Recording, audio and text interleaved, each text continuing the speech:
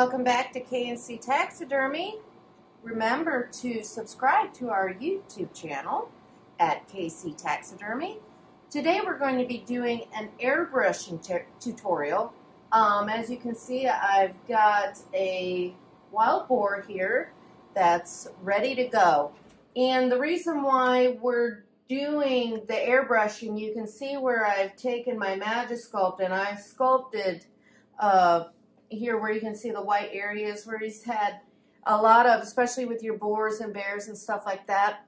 I call them finishing shots, where they've usually taken gunshots to the face to make sure especially an aggressive animal, is dead for sure before they approach it. So, or a humane kill to, euthanize it.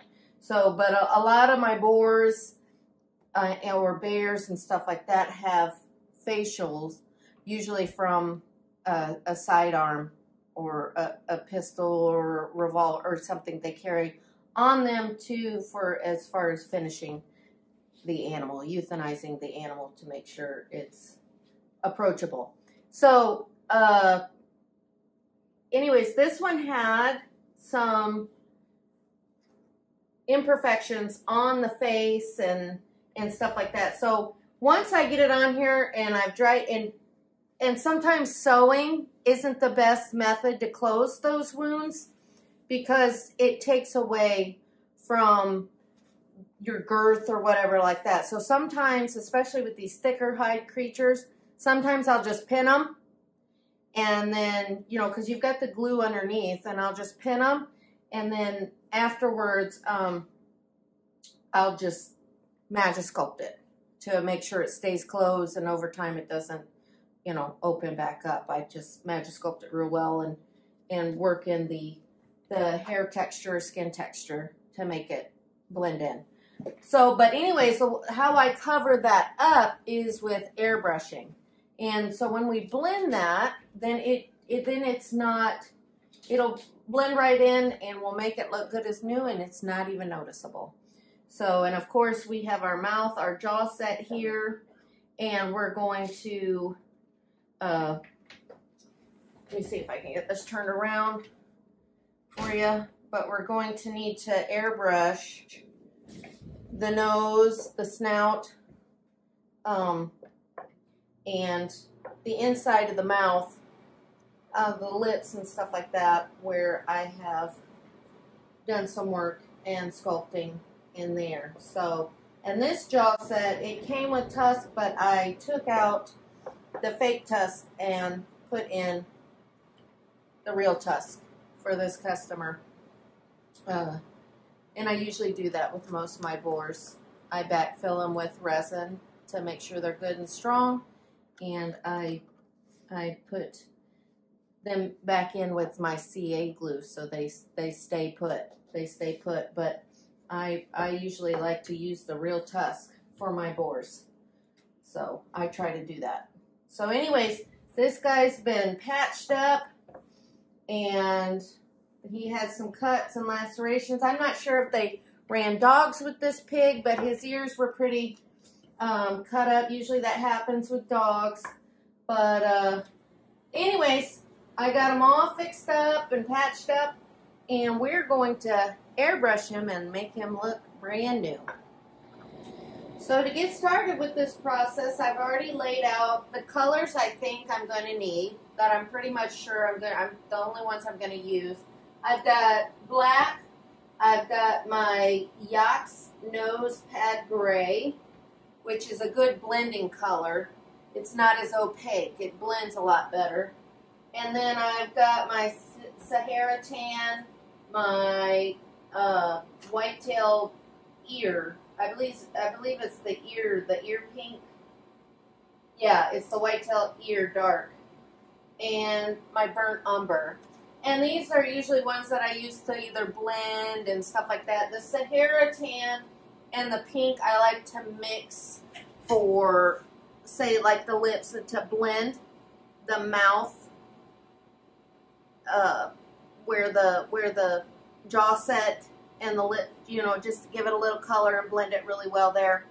And then pretty much on these black hogs, I mean, it's pretty basic. I'm pretty much just, I don't want to just do it flat black, but you know, your Yacht's nose is pretty much your cover up, your blending color on stuff like this. It just brings everything together and covers really well. If I have a spot that I'm, especially on these darker black, that's not covering as well, then I'll mix a little black in with it to give it a little more coverage, because the black is more opaque and you get better coverage than you do with the Yachts. But basically, I mean, it's pretty much, I'm not going to be doing a ton of airbrushing. I'm just going to be covering up pretty much where I've done my sculpting and spots like that. But this guy's in pretty good shape, and I'm mainly going to be working on,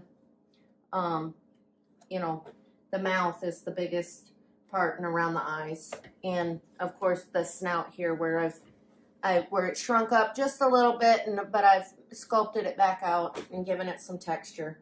So just spots like that, but once we get it airbrushed, you won't be able to see it. Now the type of paint that I'm using, of course, most of my stuff I order is from Mackenzie, and this is the lacquer, their lacquer paint, and I believe, if I can see it, this is the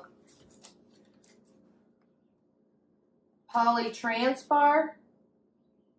Yeah, and it's their airbrush paint, the lacquer. I use the lacquer. They also have, if you're real sensitive to lacquer or oil-based paints, the fumes and stuff, they do offer a water-based paint if you're more interested. Excuse me.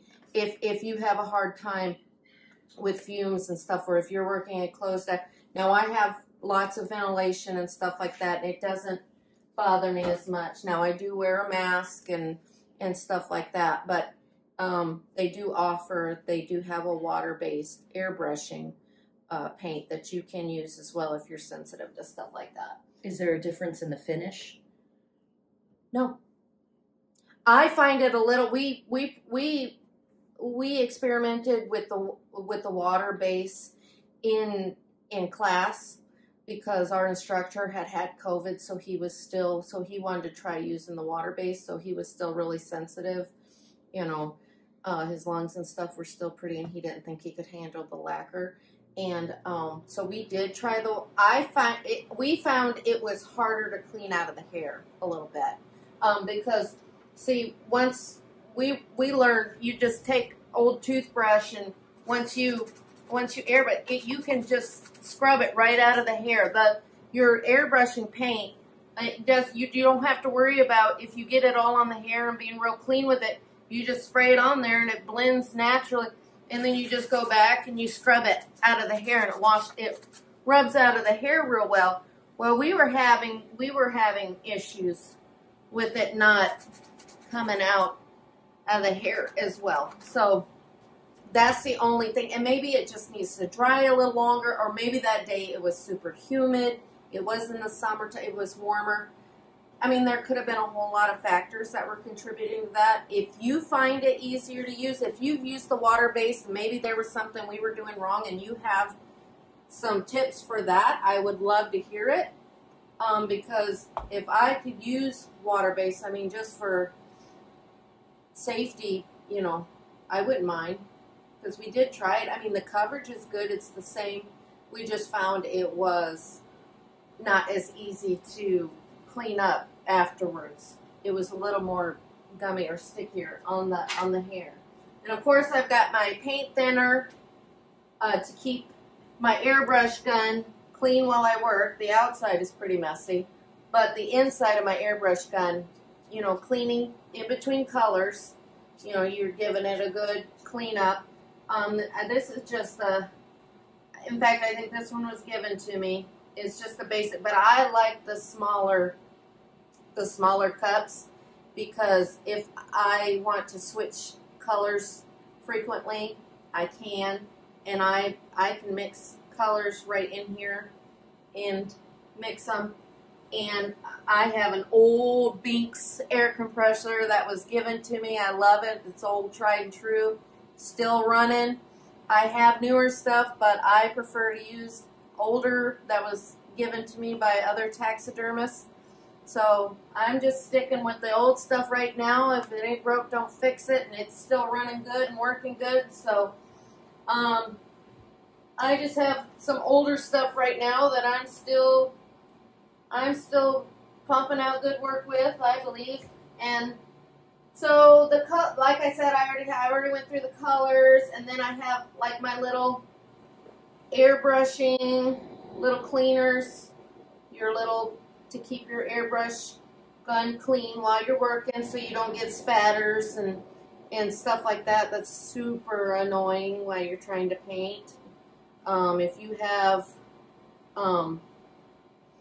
you have humidity that builds up in your or whatever, but if you start clogging up, you start getting paint built up on the end of your air gun here. So I usually, every once in a while, I take my little brushes here, and I'm always making sure the tip of my air gun is clean, because if you're not cleaning it often or in between colors, it starts building up on it, and then it either stops spraying or it starts spitting chunks of color everywhere, and that'll piss you off real quick, especially if you're almost done with a fish and you start trying to rush it, and then all of a sudden you have a paint check fly out, and you've got to either redo a section of or it's just, and then trying to blend it, that'll ruin your day real quick. Just saying from experience.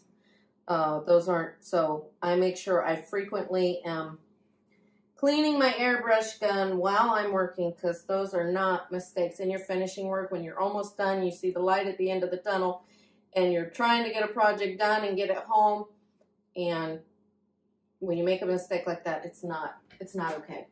So, and then I have like different size Q-tips here too for my paint thinner. When I'm airbrushing, if I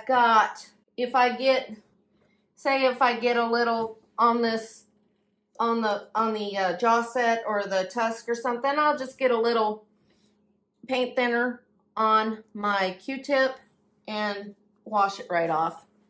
So it's pretty easy. I try to stay as clean as I can around the edges, but instead of trying to tape everything up or whatever, you can just take your Q-tip and a little paint thinner and clean it off. It'll wipe right off.